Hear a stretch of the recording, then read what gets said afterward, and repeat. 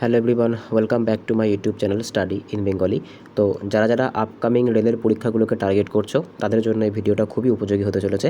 কারণ এই ভিডিওতে আমরা রেলের গ্রুপ ডি 2025-এ যে পরীক্ষাটা হয়েছিল তার যে প্রিভিয়াস ইয়ার কোশ্চেন, অর্থাৎ 2024 সালের ফর্ম ফিল আপ 2025-এর যে সর্বশেষ রেলের গ্রুপ ডির যে পরীক্ষাটা হয়েছে সেখানের যে জেনারেল সায়েন্স এবং ফিজিক্সের ম্যাথ এসেছিল তার যে প্রিভিয়াস ইয়ার কোশ্চেন তার উপরে আজ থেকে আমাদের এই সিরিজটা চালু করা হচ্ছে প্রিভিয়াস ইয়ার কোশ্চেনের উপরে ফোকাস করে। তোমাদের অনেকের রিকোয়েস্ট ছিল যে প্রিভিয়াস ইয়ার কোশ্চেনের ওপরে একটা সিরিজ চালু করার জন্য, তার জন্য কিন্তু এই সিরিজটা। এখানে আমরা 2024-এর যে রিক্রুটমেন্ট, 2025-এর পরীক্ষা প্লাস যে 2018-এর যে ফর্ম ফিল আপটা হয়েছিল, যেটা পরীক্ষা 2022 সালে হয়েছিল, প্রত্যেকটা কোশ্চেনই কিন্তু এখানে আমরা যোগ করার চেষ্টা করেছি। তাহলে চলো শুরু করি। দেখো আজকের প্রথম প্রশ্ন কি বলেছে, আধুনিক পর্যায় সারণীতে কোন মৌলটির ইলেকট্রন আসক্তি সবথেকে বেশি। তো তোমরা যদি রেলের বিভিন্ন পরীক্ষাগুলো দেখো তো সেখানে তোমরা দেখতে পারবে যে এই পর্যায় সারণী থেকে কিন্তু প্রচুর পরিমাণে আসবে, ঠিক আছে, প্রচুর পরিমাণে কিন্তু প্রশ্ন এখানে তোমরা পাবে। তো আধুনিক পর্যায় সারণীতে সবথেকে বেশি ইলেকট্রন আসক্তি কার বেশি হয়ে থাকে, তো সঠিক অ্যান্সার কিন্তু হচ্ছে ক্লোরিন, ঠিক আছে। ক্লোরিনের যে আসক্তি সেটা কিন্তু সবথেকে বেশি হয়ে থাকে, আর ক্লোরিনের যে অ্যাটমিক নাম্বার সেটা কত হয়, সেটা কিন্তু 17 নাম্বার 17 হয়ে থাকে। আর এটা কোন গ্রুপে অবস্থান করে, এটা কিন্তু যে হ্যালোজেন গ্রুপ, সেই হ্যালোজেন গ্রুপে কিন্তু অবস্থান করে।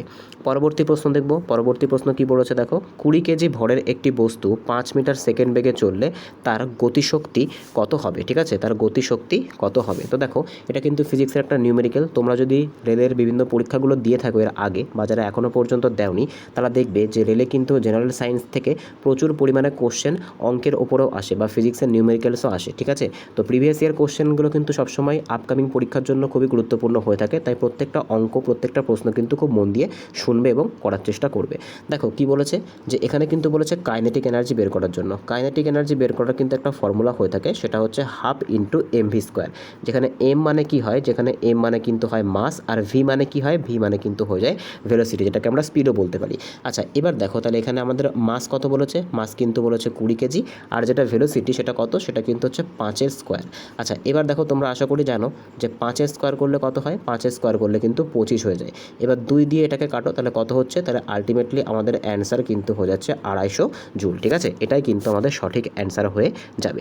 পরবর্তী প্রশ্ন দেখব। পরবর্তী প্রশ্ন কি বলেছে দেখো, নিচের কোন কোষীয় অঙ্গাণুটি প্রোটিন তৈরির কারখানা বলা হয়ে থাকে। দেখো রেলের যে সায়েন্সটা আসে সেই প্রত্যেকটা পরীক্ষায় কিন্তু তোমরা দেখবে যে ফিজিক্স, কেমিস্ট্রি আর বায়োলজির যে পার্সেন্টেজ সেটা কিন্তু কি হয়, সেটা কিন্তু প্রায় সমানই হয়ে থাকে। অর্থাৎ এই তিনটে থেকে কিন্তু কোশ্চেন তোমরা দেখতে পাবে। এমন নয় যে ফিজিক্সের কোশ্চেন সবথেকে বেশি থাকবে বা কেমিস্ট্রির কোশ্চেন সবথেকে বেশি থাকবে, তিনটে কিন্তু মোটামুটিভাবে আমরা বলতে পারি রেশিও কিন্তু সমানই থাকে। কিন্তু ফিজিক্স থেকে একটুখানি বেশি পড়তে হয়, তার কারণ ফিজিক্সে কিন্তু নিউমেরিক্যালগুলো আসে, ঠিক আছে। আচ্ছা এবার দেখো কি বলেছে, বায়োলজি থেকে একটা কোশ্চেন, নিচের কোন কোষীয় অঙ্গাণুকে প্রোটিন তৈরির কারখানা বলা হয়ে থাকে। তো সঠিক অ্যান্সার কী হবে, সঠিক অ্যান্সার কিন্তু হচ্ছে রাইবোজোম। রাইবোজোমকে কি বলে, রাইবোজোমকে কিন্তু প্রোটিন তৈরির কারখানা বলা হয়ে থাকে। দেখো আমি আবারও বলছি, প্রত্যেকটা কোশ্চেন কিন্তু আমি চেষ্টা করেছি 2018 সালের যে পরীক্ষাটা হয়েছিল সেখান থেকে নেয়ার, 2022 সালের পরীক্ষাটা নেয়ার, আর সর্বশেষ যে পরীক্ষাটা হয়েছে 2025 সালে, এই তিনটে প্রিভিয়াস ইয়ারের কোশ্চেনগুলো থেকে কিন্তু একটা একটা করে সেট করে তোমাদের প্রত্যেক দিন ক্লাসগুলো করানো হবে। তো প্রত্যেকটা প্রশ্নই কিন্তু তোমরা হয় 2018, নয় 2020, নয় 2025-এর কোনো না কোনো পরীক্ষায়, রেলের কোনো না কোনো পরীক্ষায় কিন্তু এসেছে। পরবর্তী প্রশ্ন দেখব। পরবর্তী প্রশ্ন কি বলেছে দেখো, আজকে 4 নাম্বার প্রশ্ন, যে নিচের কোন মৌলটির আয়নন শক্তি সবথেকে বেশি, ঠিক আছে।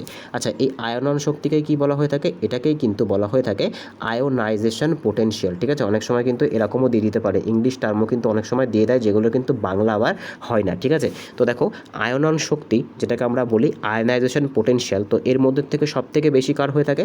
দেখো আয়োনাইজেশন যে পোটেনশিয়াল সেটা কিন্তু যে নোবেল গ্যাসগুলো হয়ে থাকে, সেই নোবেল গ্যাসগুলো কিন্তু সবথেকে বেশি হয়ে থাকে, ঠিক আছে। আচ্ছা এবার নোবেল গ্যাস কোনগুলো, আমরা প্রত্যেকে জানি নোবেল গ্যাস কিন্তু হচ্ছে হিলিয়াম, তারপরে হচ্ছে নিয়ন, তারপরে আর্গন, এগুলো হচ্ছে আমাদের নোবেল গ্যাস। এইবার এই নোবেল গ্যাসগুলোর মধ্যে সবথেকে ওপরে যে অবস্থান করে হিলিয়াম, সেই হিলিয়ামের কিন্তু আয়নন শক্তি, যেটাকে আমরা আয়োনাইজেশন পোটেনশিয়াল বলি, সেটা কিন্তু সবথেকে বেশি হয়ে যায়, ঠিক আছে। পরবর্তী প্রশ্ন দেখব কি বলেছে। পরবর্তী প্রশ্ন আজকে আবার একটা দেখো ফিজিক্সের নিউমেরিক্যাল দিয়েছে। ফিজিক্সের তোমরা যদি প্রিভিয়াস ইয়ারের কোশ্চেনগুলো ফলো করো তাহলে দেখবে সবথেকে বেশি কিন্তু লেন্সের যে চ্যাপ্টার সেখান থেকে কোশ্চেনগুলো করা হয়। আবার দেখো একটা অঙ্ক দিয়েছে যে একটি লেন্সের ক্ষমতা -4 ডায়াপ্টার, লেন্সটির প্রকৃতি এবং ফোকাস দৈর্ঘ্য কত হবে। আচ্ছা, সবার প্রথমে আমরা লেন্সের প্রকৃতিটাকে বের করি। যদি আমরা প্রকৃতিটা বের করতে পারি তাহলে কিন্তু আমরা অপশান এলিমিনেশন করতে পারবো। দেখো, যখনই কোনো লেন্সের ক্ষমতা মাইনাসে দেওয়া থাকবে তখনই সেটা মনে রাখতে হবে সেটা অবতল লেন্স হবে। অর্থাৎ এই যে উত্তল লেন্সের যে অপশান দুটো আছে, অপশান দুটোকে আমাদেরকে কেটে ফেলতে হবে। এবার দেখো কি বলেছে -4 ডায়াপ্টার। এইবার এর ফোকাস দৈর্ঘ্য বের করার কিন্তু একটা ফর্মুলা আছে। ফোকাস দৈর্ঘ্য সমান সমান কী হয়, 1/পাওয়ার। ঠিক আছে, তাহলে 1/4 করতে হবে। 1/4 করলে কত হয়, 0.25 কী হয়ে যায়, 0.25 কিন্তু মিটার হয়ে যায়। এইবার মিটার থেকে যদি আমরা সেন্টিমিটারে কনভার্ট করতে চাই তাহলে আমাদেরকে কী করতে হবে, আমাদেরকে কিন্তু 100 দিয়ে গুণ করতে হবে। তাহলে আলটিমেটলি আমরা কত পাচ্ছি, আলটিমেটলি কিন্তু আমরা পেয়ে যাচ্ছি 25 সেন্টিমিটার। অর্থাৎ যে অপশান বি আছে এই অপশান বি কিন্তু আমাদের সঠিক অ্যান্সার হয়ে যাবে। ঠিক আছে, এই যে কোশ্চেনটা ছিল এটা কিন্তু 2024-এর যে পরীক্ষাটা হয়েছিল তোমাদের, অর্থাৎ সর্বশেষ যে পরীক্ষাটা হয়েছিল সেখানে কিন্তু এই কোশ্চেনটা জিজ্ঞাসা করা হয়েছিল। পরবর্তী প্রশ্ন দেখবো কি বলেছে, দেখো এখানে কিন্তু আমি নিচে ব্যাখ্যাটাও দিয়ে দিয়েছি। পরবর্তী প্রশ্ন দেখো কি বলছে, শব্দের গতিবেগ কিসের ওপর নির্ভর করে না, উষ্ণতা, আর্দ্রতা, মাধ্যমের চাপ নাকি হচ্ছে মাধ্যমের ঘনত্ব। তো এটা সঠিক অ্যান্সার কী হবে, এটা সঠিক অ্যান্সার কিন্তু হয়ে যাবে মাধ্যমের যে চাপ, অর্থাৎ মাধ্যমের যে প্রেশার, ঠিক আছে, সেই প্রেশারের উপরে কিন্তু নির্ভর করে থাকে না কোনটা, নির্ভর করে থাকে না কিন্তু শব্দের গতিবেগ। বাদবাকি যেগুলো আছে অর্থাৎ উষ্ণতা, আর্দ্রতা আর একটা অপশান নিচে আছে সেটা কি, সেটা হচ্ছে ঘনত্ব, এইগুলোর ওপরে কিন্তু শব্দের গতিবেগ নির্ভর করে। আচ্ছা, এই যে কোশ্চেনটা এটা কিন্তু 2018 সালে তোমাদের যে ALB পরীক্ষা হয়েছিল সেখানে কিন্তু এই কোশ্চেনটা করা হয়েছিল। ঠিক আছে, পরবর্তী প্রশ্ন দেখবো কি বলেছে, দেখো আজকে 7 নম্বর প্রশ্ন, মানুষের শরীরে কোন গ্রন্থিকে প্রভু গ্রন্থি বলা হয়। এটা কিন্তু 2018-এর কোশ্চেন। ঠিক আছে, 2018 গ্রুপের কিন্তু কোশ্চেন এটা, যে মানুষের শরীরের কোন গ্রন্থিকে প্রভু গ্রন্থি বলা হয়। তো সঠিক অ্যান্সার কিন্তু হচ্ছে পিটুইটারি। ঠিক আছে, পিটুইটারিকে কি বলা হয়ে থাকে, পিটুইটারিকে কিন্তু বলা হয়ে থাকে মাস্টার গ্ল্যান্ড বা প্রভু গ্রন্থি বলা হয়ে থাকে।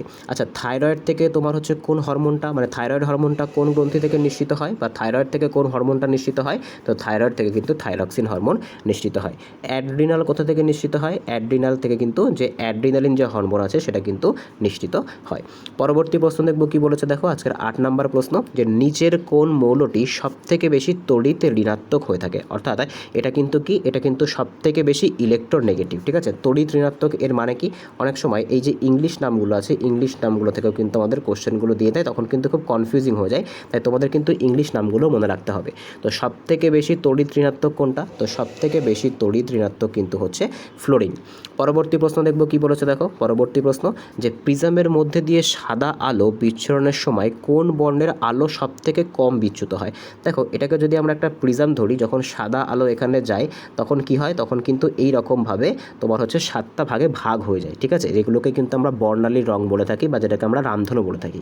এর মধ্যে থেকে সবথেকে কম, দেখো এই যে বিচ্যুত যে শব্দটা আছে এর মানে কি, এর একদম সোজা মানে কিন্তু হচ্ছে বেঁকে যাওয়া। তো সবথেকে কম কে বেঁকে যায়, সবথেকে কম কিন্তু বেঁকে যায় তোমার হচ্ছে লাল আলো। সেই কারণের জন্য কিন্তু কি করা হয়, সেই কারণের জন্য কিন্তু সিগন্যাল লাইটে লাল আলো ব্যবহার করা হয়, যার কারণে এটা কিন্তু অনেক দূর থেকে দেখতে পাওয়া যায়। এটা কিন্তু 2022-এর যে তোমাদের পরীক্ষাটা হয়েছিল, অর্থাৎ 2018-এর ফর্ম ফিল আপ 22-এর যে পরীক্ষাটা হয়েছিল সেখান থেকে কিন্তু এই কোশ্চেনটা কালেক্ট করা হয়েছে। পরবর্তী প্রশ্ন দেখবো আছে কি বলেছে, দেখো আবার একটা 10 নম্বরে যে কোশ্চেনটা, যে একটি তারের রোধ 10 ওহম, তারটিকে টেনে যদি দ্বিগুণ করি তাহলে নতুন রোধ কত হবে। এটা কিন্তু তোমাদের লেটেস্ট যে পরীক্ষাটা হয়েছিল অর্থাৎ 2025-এর কিন্তু কোশ্চেনটা। দেখো কি বলছে, একটি তারের রোধ যদি 10 ওহম হয়, তারটিকে টেনে যদি আমরা দ্বিগুণ করি তাহলে তার নতুন রোধ কত হবে। তো যারা কিন্তু আমার সাথে জেনারেল সায়েন্সের ক্লাসগুলো করছো, ঠিক আছে, আমাদের কিন্তু মোট 22টা ক্লাস হয়ে গেছে, সেখানে কিন্তু এই অঙ্কটা আমি করিয়েছি। ঠিক আছে, দেখো এক্ষেত্রে রোধের সাথে কীরকম সম্পর্ক হয়, রোধ যদি n গুণ বেড়ে যায়, ঠিক আছে, তাহলে কিন্তু মানে তোমার দৈর্ঘ্য যদি n গুণ বেড়ে যায় তাহলে কিন্তু রোধ n স্কোয়ার হয়ে যায়। তাহলে দৈর্ঘ্য যদি 2 গুণ হয় তাহলে রোধ কত হয়ে যাবে, 2 স্কোয়ার অর্থাৎ 4 গুণ হয়ে যাবে। অর্থাৎ আগের যে রোধ ছিল তার সাথে কিন্তু তোমাকে কত গুণ করতে হবে, 4 গুণ করতে হবে। তাহলে সঠিক অ্যান্সার কী হবে, সঠিক অ্যান্সার কিন্তু হয়ে যাবে 40 ওহম। পরবর্তী প্রশ্ন দেখব কি বলেছে, দেখো আজকের পরবর্তী প্রশ্ন 11তম প্রশ্ন, যে শুষ্ক বরফ আসলে কি। ঠিক আছে, এটা কিন্তু 2018-এর কোশ্চেন। তো শুষ্ক বরফ আসলে কি, শুষ্ক বরফ কিন্তু হচ্ছে কঠিন কার্বন ডাই অক্সাইড। ঠিক আছে, সলিড যে CO2 সেটাকেই কিন্তু আমরা কি বলে থাকি, সেটাকেই কিন্তু আমরা শুষ্ক বরফ বলে থাকি।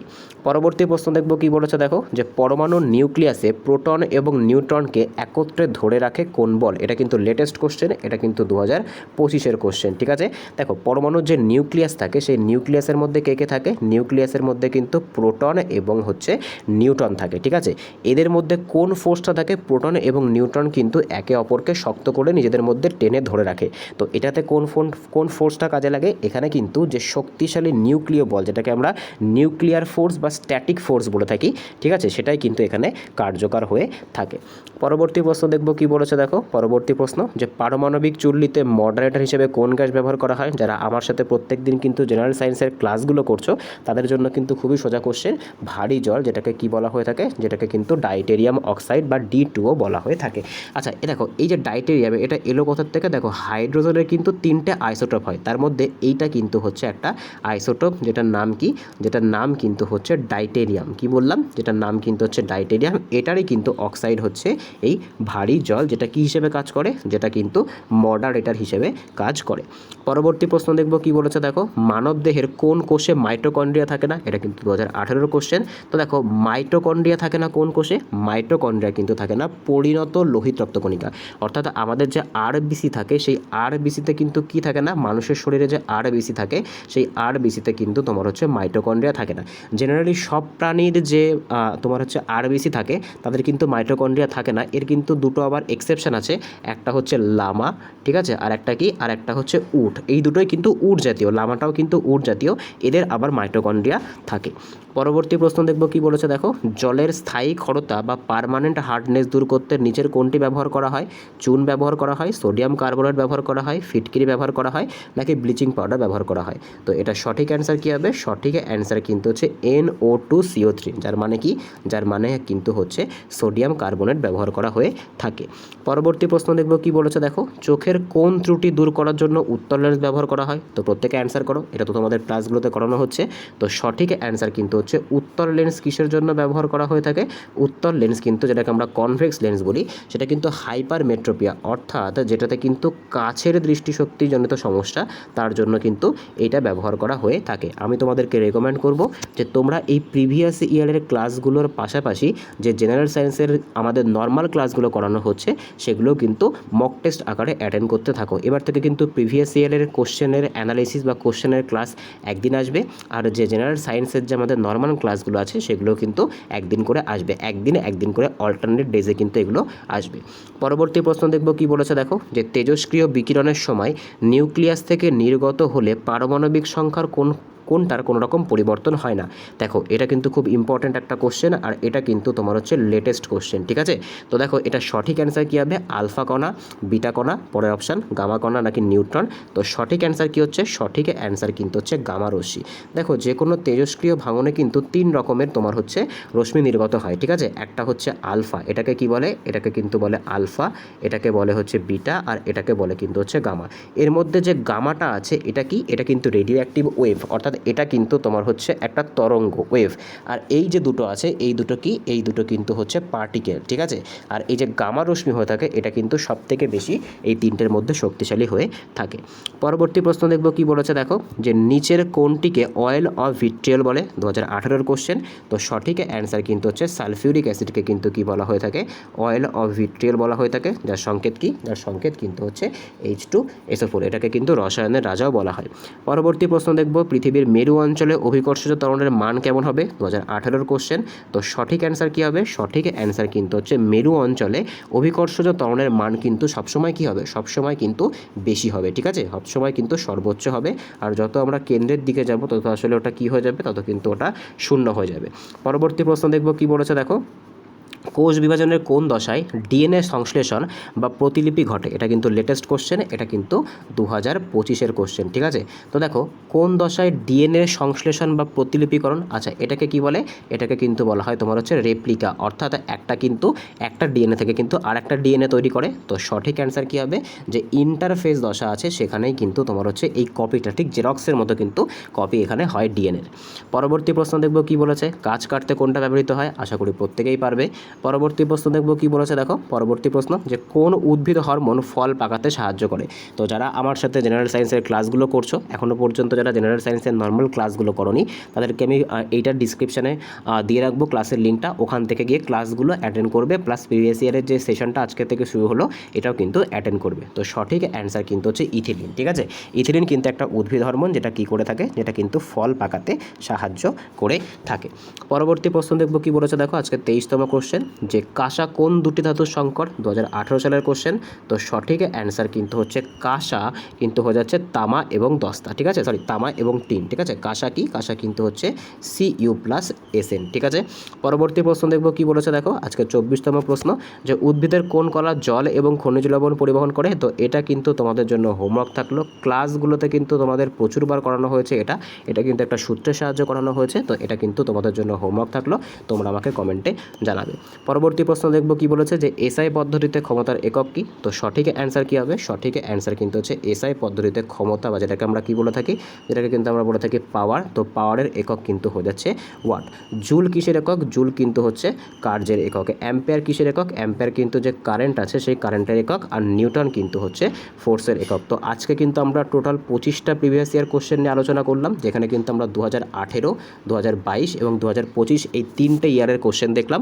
পরবর্তী শিফটগুলোতেও কিন্তু এইভাবে তোমাদেরকে কোশ্চেনগুলো প্র্যাকটিস করানো হবে। দেখা হচ্ছে পরের ভিডিওতে, বাই।